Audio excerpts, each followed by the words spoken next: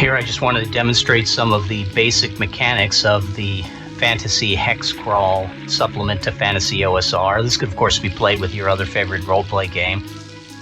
This sheet here you probably have seen if you're familiar with Fantasy OSR.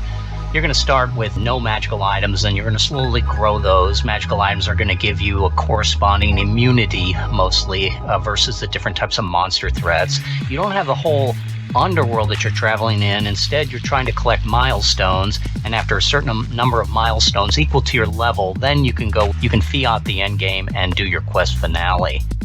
Now, if we go over to here, I just want to bop down into the 6 types of hexes. Now, the 6 types of hexes are barrens, barriers, forests, trails, wastes, and wanderous. So what does that mean in terms of the game? Well, if you look at this right here, I am starting in a baronial hex. That's probably where I have my hometown. It's probably where I get my mission.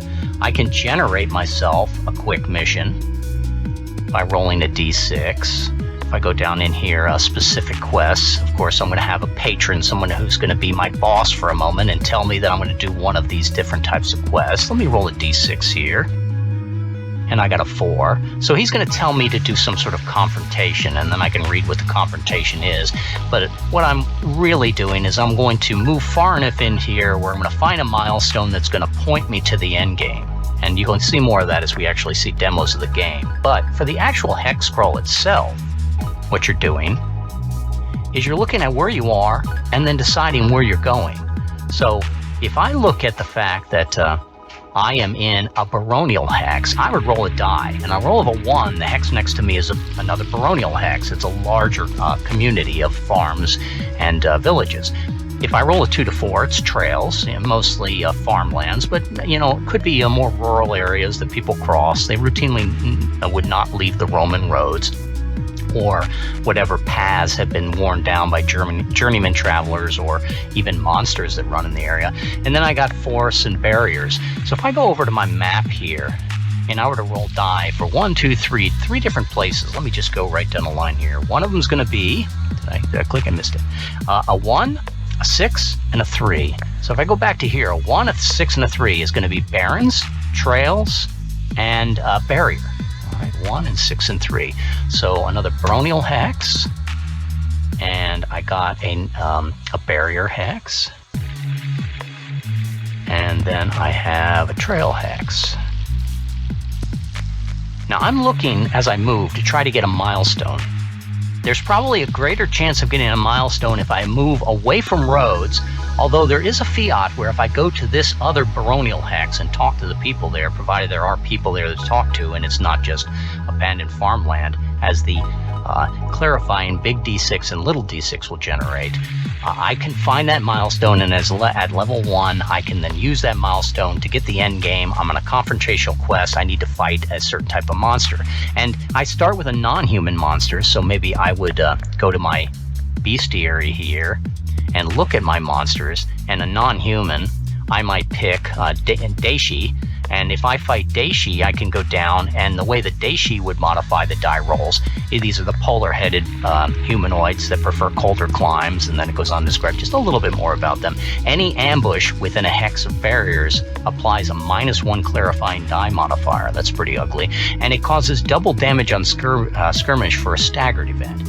You gain aces, food, and luck whenever you obtain loot from this monster. So I could maybe cut and paste this out of the rolls and put it into my text body here, or I could make a note directly on the screen that I'm fighting these polar bear-headed guys. I'm trying to confront them. Now, if there should ever be a situation where I roll an event, for instance, if I were to go in that barriers, and in the barriers I would roll big d6 and little d6, and barriers. Right here, barriers. If I would decide to go right into that barriers, I would roll big d6, and I would generate either ruins or a quandary or ambush or milestone itself, which would help me get to the end game.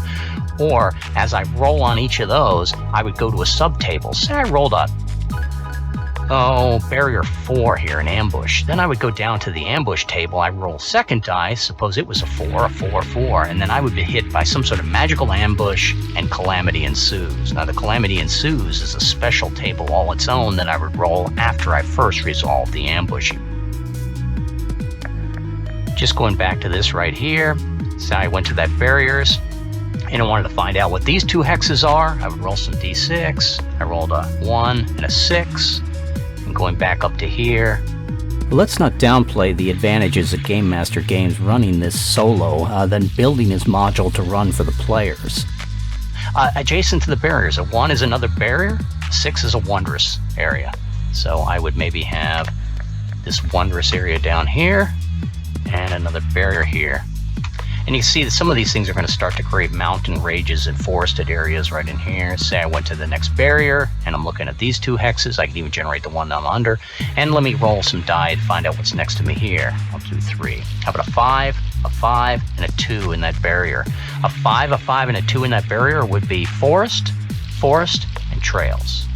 So from that hex, I would be generating forest, and trails.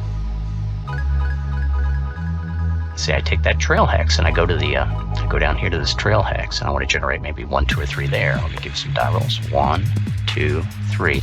Now I'm not actually generating the events within these hexes. I'm just generating the hexes themselves for the moment. 3, 5, and 5. So if I go to trails, 3, 5, and 5, I got myself more trails and 2 forests. So from there I have trails and forest. Say I moved down to this forest hex here, and I wanted to, fill in my map a little bit. Give me 3 dice. 1, 3, 6. Forest. 1, 3, and 6. A 1 is going to be a trail, a 3 is going to be a forest, and a 6 is going to be wondrous. So we would have a forest, trail, and a wondrous.